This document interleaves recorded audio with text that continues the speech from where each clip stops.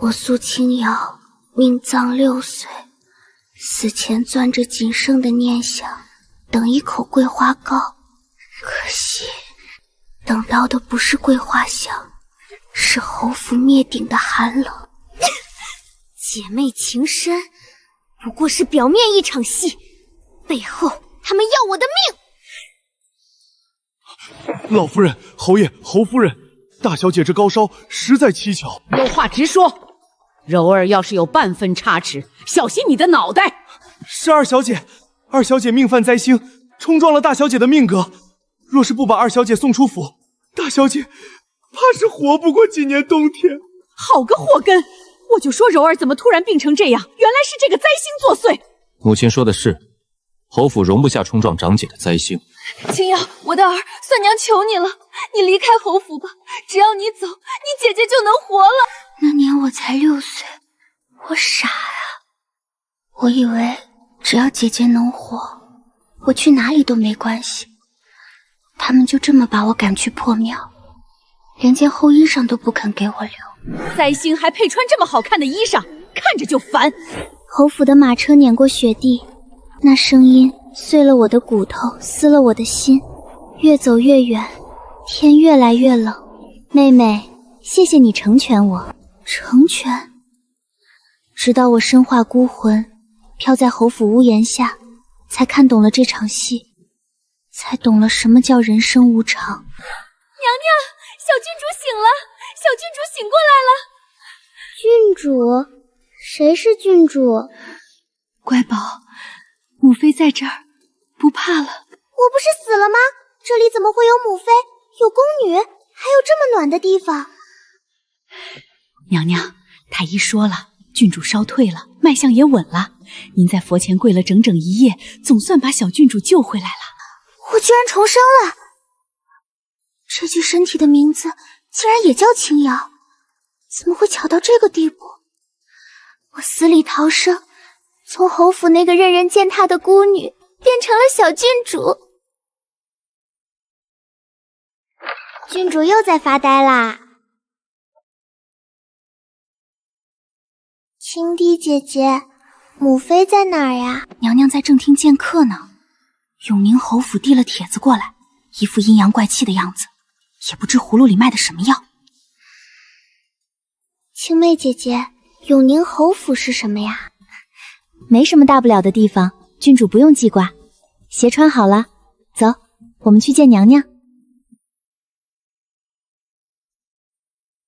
灾星，吃饭了，有的吃就不错了，还敢挑3拣4，跟他废什么话？老夫人都说了，他就是个扫把星，饿死了也没人管。妹妹，快吃，别让别人看见了。瑶瑶来这儿，让娘抱抱。清代可和你说了，永宁侯府来人了，要见你。瑶瑶想不想见他们？永宁侯府不认识，不记得最好，和咱们没什么关系。既然来了，娘出去看看就是。瑶瑶安心在暖阁待着，什么都不用担心。走，看看苏家夫人葫芦里到底卖的什么药。前世的苏清瑶从来没人护着，谁都可以踩上一脚，无人问津。可这辈子全变了。郡主要不要歇会儿？奴婢守着您。长公主殿下，臣妇今日冒昧登门，实在是无路可走了，求殿下开恩。侯夫人有话不妨直说，本宫听着。长公主明鉴，当年钦天监袁天师给臣妇的双生女批命，说双生并毙，一哭一荣，福祸相依，此消彼长。如今府上大姑娘病重，袁天师说是被二姑娘命格冲撞了，求殿下开恩，允臣妇接回二姑娘。侯夫人这话，本宫听不明白。本宫的女儿何时和你们侯府那个灾星扯上关系了？你口中的二姑娘是谁丢在破庙门口的？是永宁侯府。臣妇绝无不敬，只是人丢了4年，你们找过吗？报过官吗？递过一张帖子问过一句吗？如今你们大姑娘病了，倒想起这个被你们扔掉的女儿了。郡主，手怎么这么凉？长公主殿下息怒，家母只是忧心大姐姐，说话急了些，绝无半分对殿下不敬的意思。青瑶妹妹当年走失，府中上下无不痛心。我们报过官，也寻了整整4年。祖母为了这事哭了好几回，眼睛都快哭坏了。郡主，怎么了？是不是哪里不舒服？不怕不怕，奴婢在呢。今日我们贸然登门，实在是走投无路了。大姐姐已经高热7天了，太医都说再寻不到冲撞的源头，恐怕熬不过这个月了。我们不是要接回青瑶妹妹，只求殿下开恩，允准妹妹远远的给大姐姐磕个头，化解了这场命格冲撞就好。妹妹如今身份尊贵，我们绝无别的要求。你叫什么名字？回殿下，臣女苏婉柔，在家中行二。巧了，本宫的女儿之前在家里也是行二。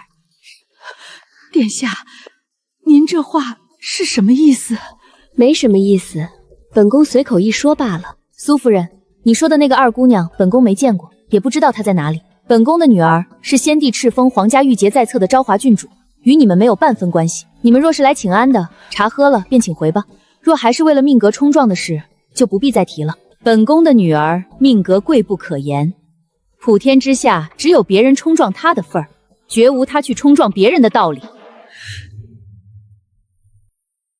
苏夫人，你听懂了吗？郡主怎么哭了？是不是做噩梦了？别怕别怕，奴婢一直在呢。怎么了？是谁惹我们瑶瑶哭了？乖宝不哭，娘在这儿呢。告诉娘，谁欺负你了，娘给你做主。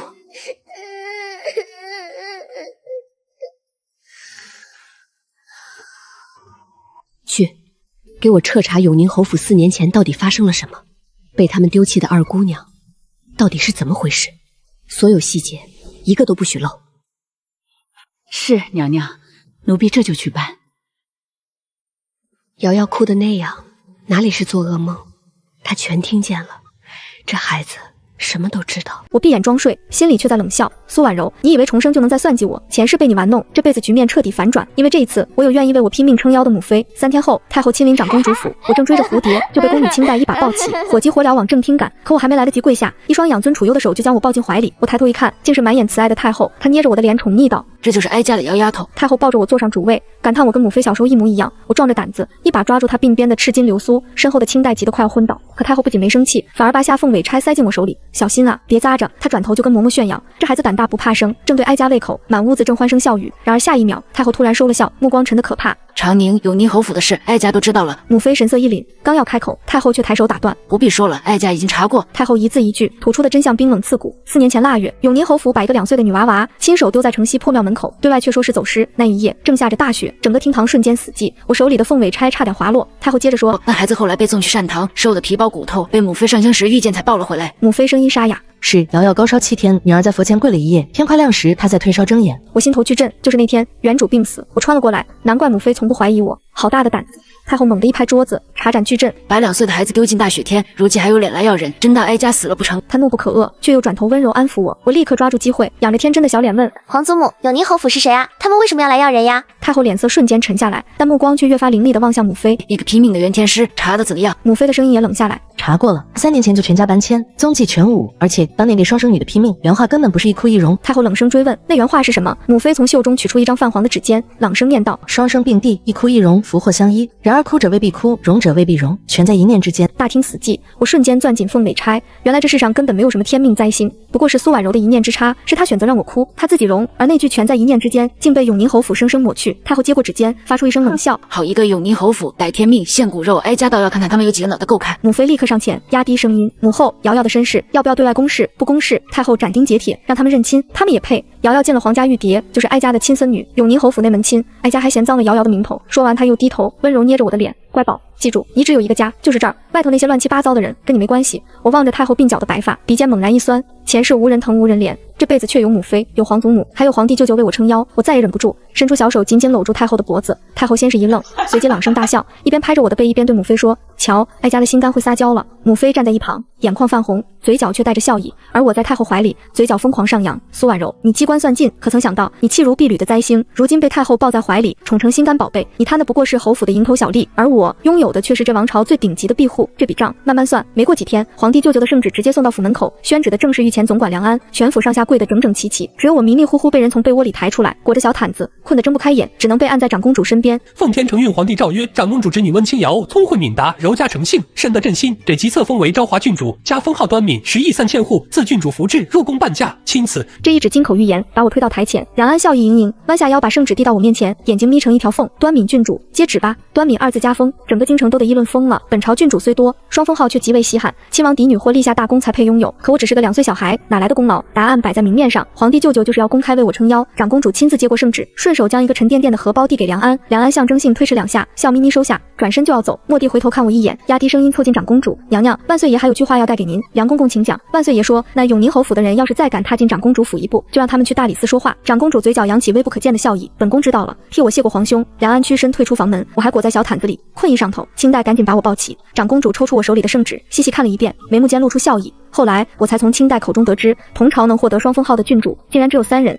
前2位，一位是开国元勋之后，一位是先帝最宠爱的小公主，最后一个就是我。而皇帝独独赐我端敏，不仅是尊贵，更是为我证明。清代疑惑不解，我却瞬间领悟：端者正也，敏者慧也。皇帝明明白白昭告天下，我品行端正，天赋聪慧，绝不是灾星。这份护犊的偏爱胜过千言万语。可是等到入宫那天，变故接连上演。我被打扮成正宫郡主，朱红织金的被子披在身上，白兔毛缀满领袖，一身喜气中透着精致。长公主细细端详着我，眼眶却猝然泛红。第一次见到你时，你还只有这样大。她抬手在空中比划，蜷缩在善堂角落，一声不哭不闹，只远远看着我。长公主笑里带泪，却突然被我的小手摸上了脸颊。她紧紧握住我的手，声音哽咽。那时我就觉得你和我有缘。后来你高烧7天7夜，几乎就不回来。我跪在佛前许愿，只要你能活下去，这辈子我什么都可以不要。就是这句话，眼泪猝然喷涌而出。可惜这不是我的泪，是昭华郡主小小身体里攒下的泪水。她用尽力气撑过7天，就是为了等她最爱的人。她是为长公主撑的最后一口气。娘不哭，瑶瑶陪娘。我举着小胖手，轻轻帮长公主擦泪，声音奶萌。结果长公主忍不住笑出声，终于展露明媚神色，把我抱在怀里，死死搂紧。马车驶过长街，掀开帘子朝外看，竟路过永宁侯府巷口，冷清门庭，2只石狮子灰尘厚积，守门家丁没了精神，往日的荣耀荡然无存。清代顺着目光轻笑，压低声音：永宁侯最近被御史弹劾，朝上摔折子，治家不严，纵妻弃女。万岁爷当场拍了折子在他脸上，气氛骤然紧绷。我小声问：后来呢？清代眉飞色舞，永宁侯金銮殿磕头1上午，万岁爷才放话，看在祖上份上保他爵位，罚3年俸禄，让他再好好检点。结果永宁侯夫人气病了，苏家2小姐四处求人求情也没用。这下我轻勾嘴角：苏婉柔，你不是要抢我的福运？如今永宁侯府落魄成这样，可还觉得是荣？宫门前终于停下，梁安亲自迎接，领着我们直奔寿康宫。门未进，已传来太后爽朗的笑声。母后又为什么在笑？长公主牵我入内，室中太后倚着软榻，皇帝坐在下手，一面剥橘一面浅笑，母子俩气氛亲密。皇帝一见我，立刻放下橘子，照手示意：来，让舅舅好好看看。我刚走上前，正要下跪，皇帝一把把我抱起放膝上，掂了掂，又瘦了。长宁，你养孩子的水平让本王无语。长公主一挑眉，无奈笑道：皇兄跟母后总嫌我养不好。皇帝不依不饶，本来就养得不好。话锋一转，吩咐梁安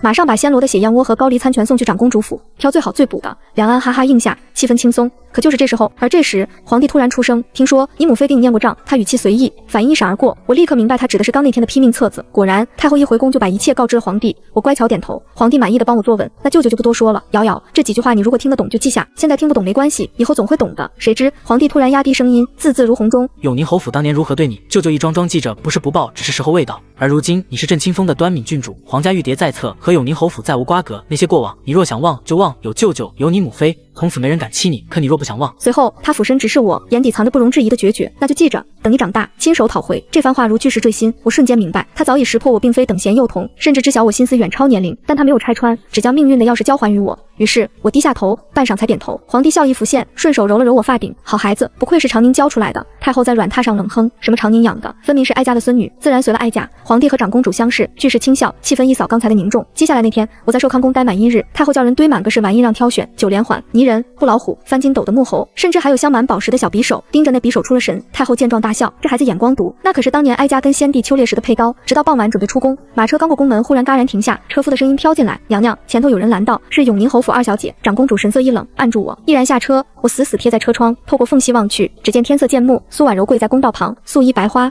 鬓边轻簪，清丽脆弱的一碰即碎。臣女苏婉柔求长公主殿下开恩，家母病重，求太医诊治，没有长公主府的一味药引可救，臣女不敢多求，只求殿下赐药。这就家母。然而长公主衣袂翻飞，居高临下只垂眸看他，久久无言。紧接着苏婉柔仰起脸，泪如断线，哀婉至极。路人见状，怕是要说长公主薄情，欺辱柔弱。不过长公主终于开口：“你母亲得了什么病？”苏婉柔轻声答：“太医说忧思郁结于心，气血两亏。”哦，长公主神色无波，忧思郁结，她忧什么？又思什么？这一刻，苏婉柔的哭声自然止住。她忧的是被自己亲手遗弃的女儿，思的是那个2岁时被丢进血液的小孩。长公主话锋一转，声线冷锐如刀：“若真忧这个，我倒要问，她下狠心扔人时怎么不忧？4年无问无故时又怎么不忧？”霎时，苏婉柔惨白如纸，忙磕头求情：“当年之事确实有苦衷。”长公主厉声截断：“什么苦衷？2岁孩子有什么大难逃不过非得等死？”苏婉柔：“本宫都查过，你母亲原本打算送孩子去庄子，是你跪地哭求，说妹妹是灾星，留在府里要连累全家，她耳根子软，信了你的鬼话，才把人丢进破庙。”此话一出，苏婉柔浑身战栗，抬头满眼惊恐。长公主冷笑：“你真以为天衣无缝？你乳母的表兄就是彼时为那孩子看诊的府医，本宫已找到，他交代的清清楚楚。苏婉柔，你6岁那年做的这些账，要不要我一桩桩念给你听？”话落，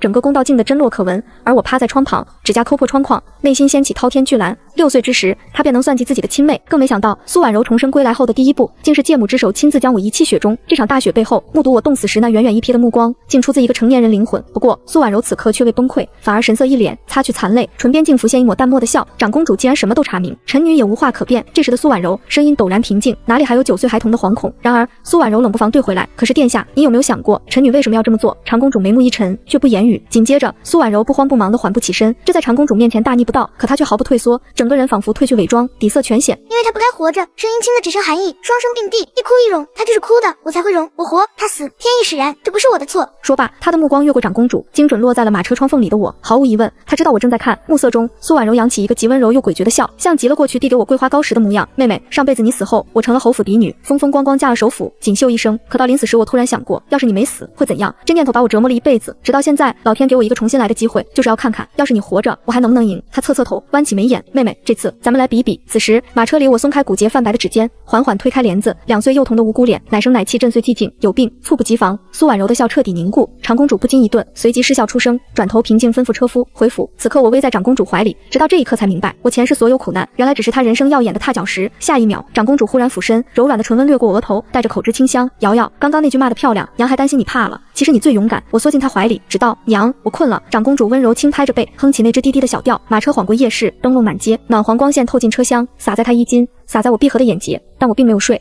只是细细回味苏婉柔的每一个字。她口中的是比赛，可于我而言，这从不是比赛。比赛输了还能重来，而我要的是让她输到底。前世噩梦，这一世她得翻倍奉还。马车停在府门前，清代仙莲刚想抱我，忍不住惊喜道：“郡主快看，下雪了！”我睁开眼，霎时间漫天如细雨，雪落人间。前世我死在雪夜，满身寒凉没有哭声，可这一次却彻底不同。长公主亲手将我包进滚毛边的小斗篷，抱我下了马车，雪花打在我睫上，冰凉清冽。我没有避，反而仰头接。长公主笑着用锦帕替我擦脸，还不忘唠叨别着凉。我搂住她的脖子，笑意盈盈，满面荣光，受着众人敬拜。现场氛围热闹非凡。可就在我跟着长公主跪拜时，太后直接将我招到身边，亲手剥荔枝塞进我嘴里。不仅如此，底下命妇们交换着眼神，低声议论端敏郡主的风头，我成了场上焦点。与此同时，殿外骤然传来内间的唱鸣：“永宁侯府，老夫人，侯夫人，二小姐到。”殿内的笑语戛然而止，气氛瞬间变冷。我嘴里含着荔枝，忍不住抬眼盯着殿门。永宁侯府一行鱼贯而入，前头是满头银发、一身诰命服制的周氏，全身端庄却面色僵硬。井盖上的侯夫人林氏，浓妆之下难掩憔悴。而最后，苏婉柔站在队尾，10岁年纪，鹅黄衣上一朵海棠花点缀鬓角，低眉顺眼，像极了乖巧无害的模样。他们按照规矩给太后行礼，苏婉柔礼数周到无可挑剔，可太后只是淡淡应下：“起来吧。”随后转身继续逗我，根本没把永宁侯府看在眼里。周氏脸色一僵，身为侯爵之母，连个正眼都未捞到。然而她心思极深，仅仅片刻就恢复镇定，带着儿媳和孙女落座。接下来寿宴正式开席，歌舞升平，觥筹交错。太后兴致颇高，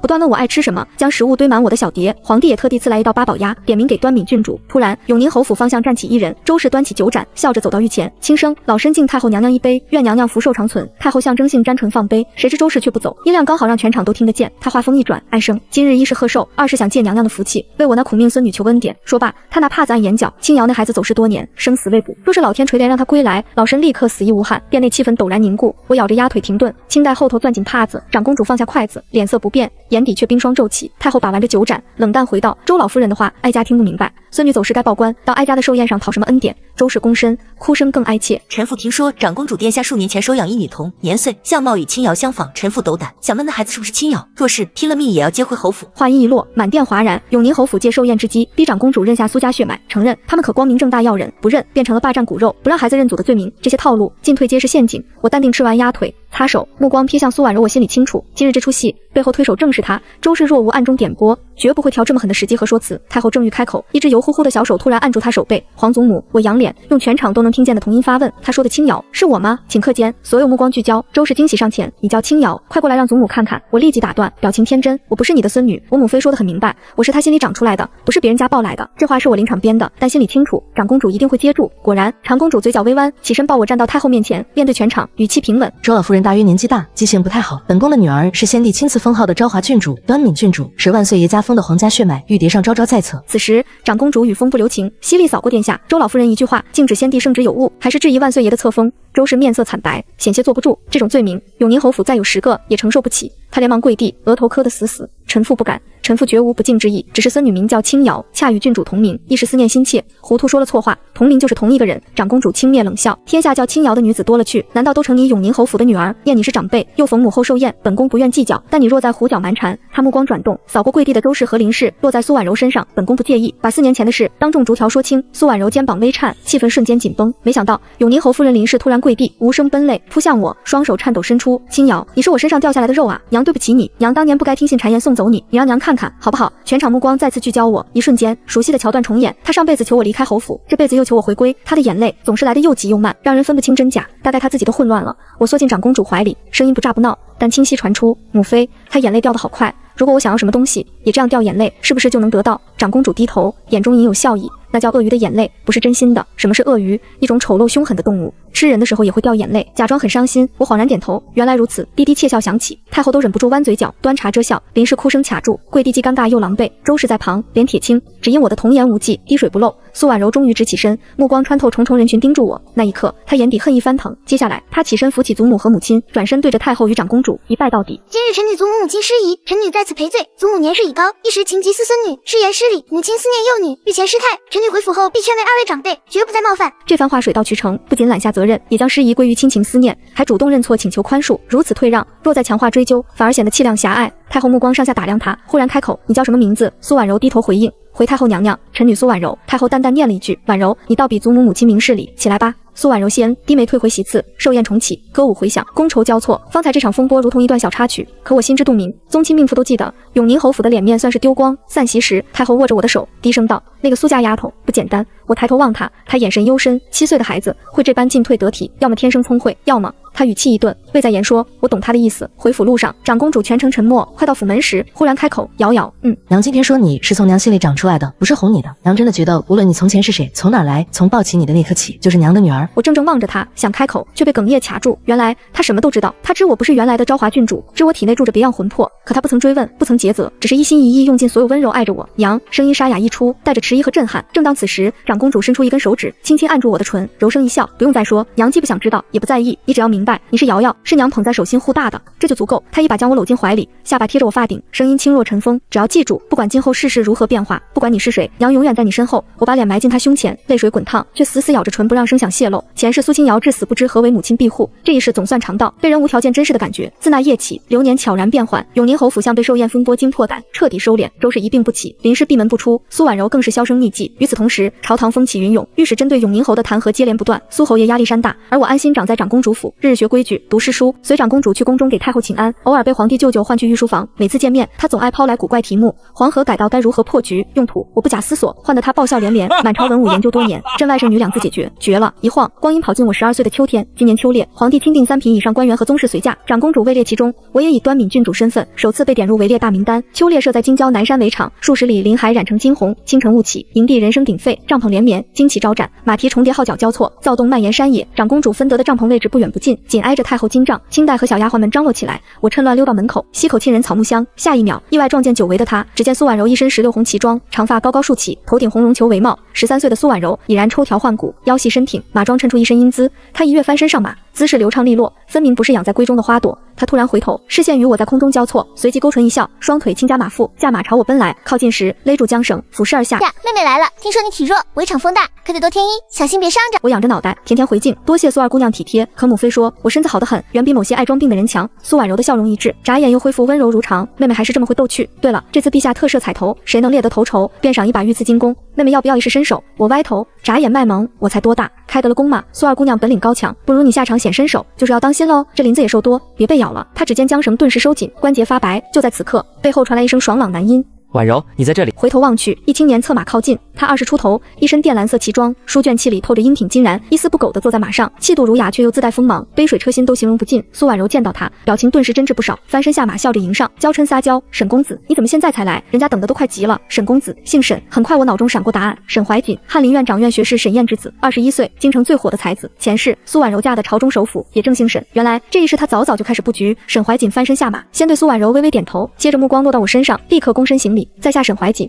见过端敏郡主，我淡然开口：“沈公子无需多礼，苏二姑娘刚说等你许久，那我不打扰。”说完转身离去，又回头锁定苏婉柔，只用她能听见的声音低语：“苏婉柔，上辈子你嫁的人，这辈子未必还是你的，信不信？”她瞳孔骤缩，脸色变了。我没再看她，径直进了帐篷。清代忙上前帮我解下斗篷，嘴碎唠叨山里封印，让我别乱跑。我听着，心里却一直在盘算刚才那句话。苏婉柔想嫁沈怀瑾，前世如愿，成了首辅夫人，风光无二。可这事永宁侯府已落魄，沈家未必肯同意这门亲。为此，他才在秋猎巧设偶遇，苦练骑术，精准贴合沈怀瑾的文武气质，步步都是谋算。秋猎总共7天，前3天我都宅在帐篷里。长公主主张我年纪小，绝不许我骑马进林。直到第4日傍晚，营地里忽然乱哄哄，我掀开帘子往外看，清代出门打探，一圈后回来，脸色怪异，说是永宁侯府的苏二姑娘在围场撞上野猪，慌乱间摔下马，凑巧沈公子正路过，一箭射死野猪，救了他，人已被抬回帐篷，太医正在诊。我眉头轻挑，苏婉柔算计精细，怎会在围场里落入险境？清代眼神意味深长，真巧，巧到离谱，像提前写好的剧本。苏婉柔受伤，沈怀瑾英雄救美，有了肌肤之亲。此时此刻，沈家不论愿不愿，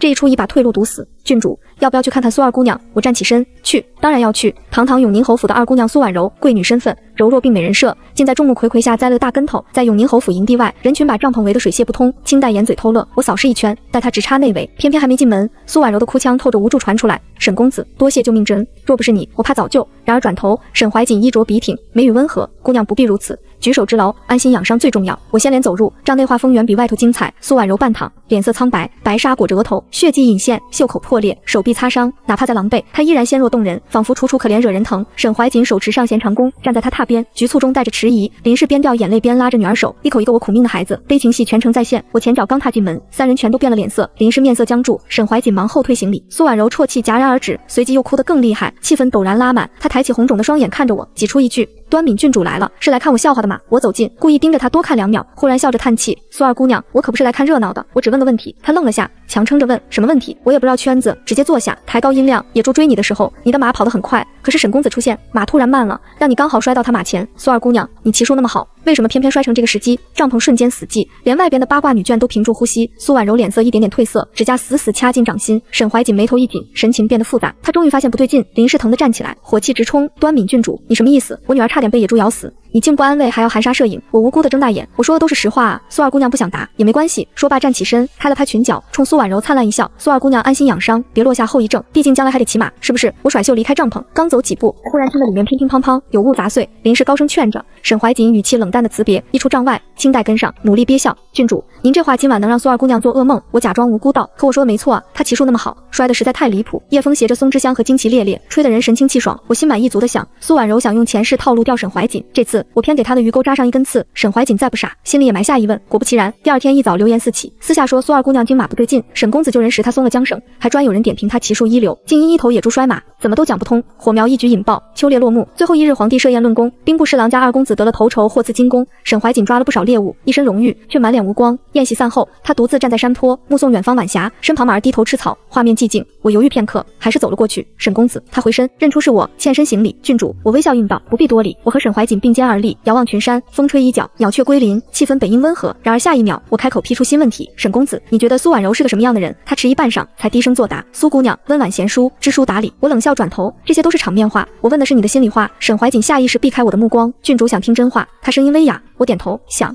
沉默终于被打破，他语气低落地说：“那天围场，我就觉出不对劲，苏姑娘的马受惊却始终跑直线，速度不快，以她的骑术完全能控制。可她到了离我10步不到，竟松开缰绳，直接跌了过来。”话音顿住，他脸上浮现苦涩。当时我只管救人，事后被郡主一句点醒，回头细想，越琢磨越，我接口拿捏到点，越想越觉得自己被套路了，对吗？他的否认都变成无声默认，气氛一时紧绷。我侧身认真望着他，沈公子，我与你无冤无仇，也犯不着坏谁婚事，但我要告诉你，苏婉柔看中的不是你，是你未来的位置。你是翰林学士之子，他才千方百计靠近，哪天你失势，他多看你一眼都嫌多。沈怀瑾微微色变，郡主为何愿意提醒我？我轻松一笑，因为我不想见好人被毒蛇缠住，你配得上真心，而不是让婚姻成为他的踏脚石。转身欲走，身后却传来沈怀瑾的声音：郡主留步。他在暮色中对我一一卸下伪装，终于露出真心的笑容。多谢郡主提醒。沈某记下。我挥挥手，步伐都轻快不少。谁曾想，这一刻让我忆起前世冻结的寒冬，那时的悲凉，如今全数逆转。苏婉柔使的那些套路，在我面前通通无效。他想吊沈怀瑾，我就让沈怀瑾认清他真面目；他想让侯府翻身，那就拖着他们逆里打滚，让他看看谁才是真正的赢家。时间一晃而过，秋烈余波慢慢退散，京城表面平静，贵妇圈里却早有风声。永宁侯府二姑娘新跻身，已成笑谈。沈家迟迟不来提亲，反倒传出沈怀瑾请命南下巡查河宫，一走就是大半年。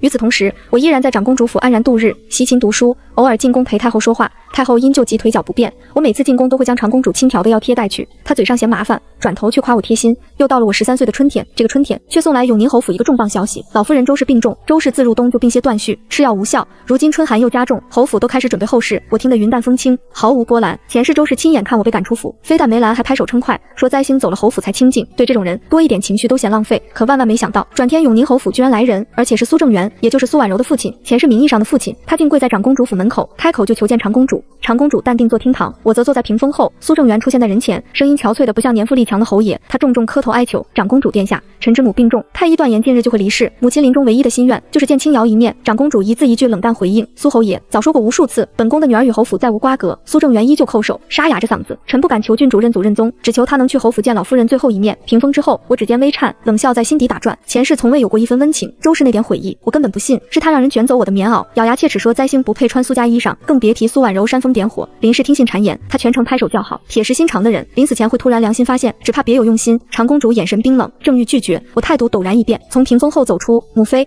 长公主眉头一皱，显然意外。苏正元抬头，正在当场，原本镇定的脸瞬间褪色，眼圈通红，嘴唇哆嗦。轻瑶，我目不斜视，径直走到长公主身边，轻拉她衣袖。母妃，我可以去，但不是因为他们，是我自己想去看看。此刻心里翻涌的念头全是，我要看看周氏究竟打着什么算盘，我要看看苏婉柔又在布什么局，更要看看困了我6年的永宁侯府今日成了什么破落模样。长公主轻叹一声，本宫陪你去。回到永宁侯府，辉煌早成泡影，门前凄凉，石狮子斑驳脱落，金漆暗淡失色。门房见我们到来，慌张中带点狼狈，出来迎接的仆人穿着旧衣，神情惶恐。这就是沦落到被御史弹劾，皇帝冷落后的永宁侯府。苏正元在前引路，长公主紧牵着我的手，一路走进府门。下人们看到我，无不露出诧异，那张脸和苏婉柔可真像。周氏住在最好的东院，刚进门药味就呛鼻。榻上，周氏形容枯槁，白发凌乱，面色灰败，已成皮包骨。榻前坐着林氏，眼哭肿了。苏婉柔整装端立，一丝不苟行礼：长公主殿下，端敏郡主。这一瞬，周氏迷蒙的眼珠定在我脸上良久，忽然抬手招我：轻瑶，过来，让祖母看看你。长公主紧握我的手，我淡定挣开，步步走至榻前。周氏突然攥住我手腕，冰凉枯瘦，力气大得吓人。她的泪水刹那决堤。轻瑶，祖母对不住你，祖母一直在后悔。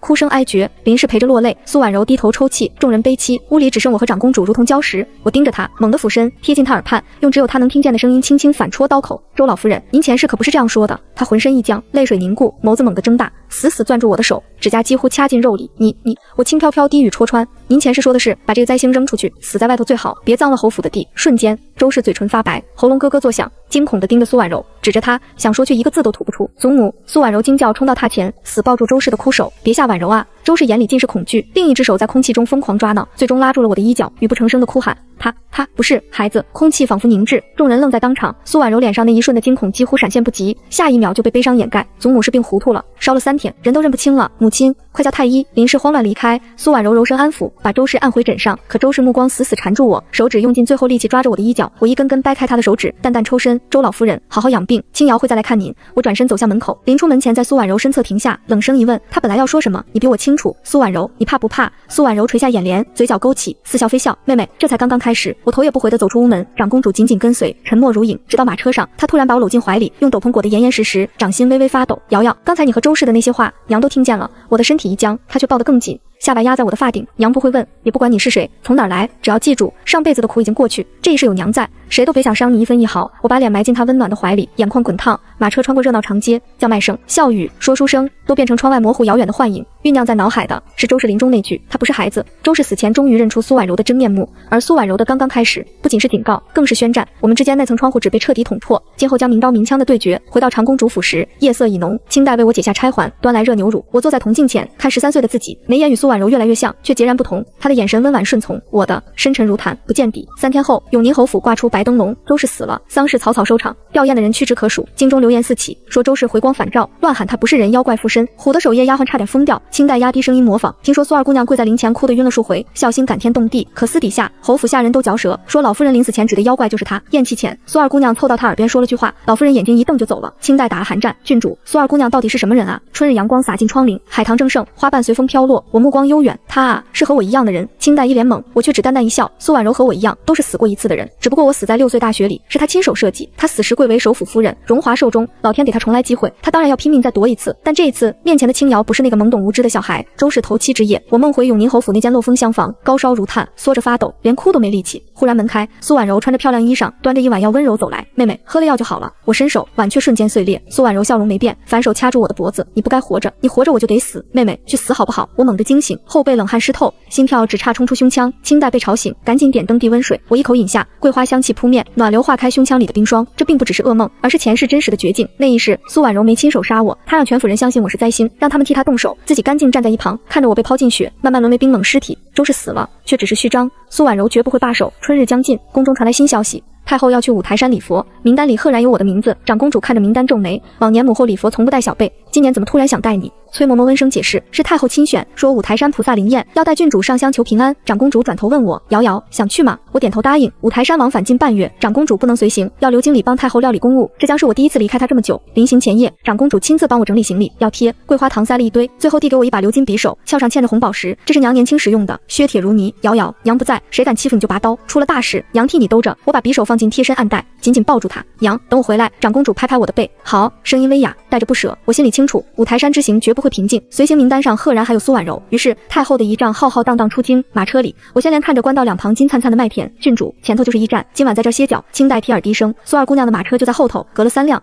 我淡淡回应。驿站晚宴是太后亲赐，几道素菜，一钵清粥，简单却精致。太后做主位，我和苏婉柔分列两侧。苏婉柔一身月白素衫，鬓边只簪绢纱白兰，宛如守孝，举止端庄，吃相温雅。席间，太后突然问我，姚丫头，知不知道哀家为何带你上五台山？我放下筷子，皇祖母想为瑶瑶祈福，求菩萨保佑平安。太后摇头，眼底藏着深意。不止如此，哀家要你问佛前，究竟是什么命格？袁天师批命双生并蒂，一哭一荣，哭者未必哭，荣者未必荣，一念之间，哀家想让你亲自去问，这一念到底握在谁手里？我突然明白，他是让我找命运之答。等我想明白，我与苏婉柔的宿命终该由谁画句号。晚宴散后，我独自到驿站后院透风，夜色比京城更冷，头顶星光密集。妹妹好雅兴。回廊深处，苏婉柔站在阴影里，月白衫袖随风扬起，她缓步而出。上辈子我也来过五台山，是嫁给沈怀瑾第2年，为她母亲还愿。那时站在佛前，我心里只有一个念头，幸亏你死了。我一言未发，她转头看我，目光里闪烁着奇异光芒。你死后，我想了很长的太平好日子，可每到夜里闭眼，总会看见你蜷缩在破庙门口的样子。妹妹，你觉得这是不是报应？我沉默许久，低声问苏婉柔，你上辈子寿终正寝时多少岁？63岁。63岁，尽享富贵，而我死时6岁。声音平静，你夜里失眠就当报应，你不过是用一丝愧疚证明并非恶人罢了。你的良心从没阻止你做坏事。苏婉柔嘴角的笑意消失，盯着我的眼睛，你说的对，我的良心不值钱，可你呢？占了别人的身体，你和我又有什么不同？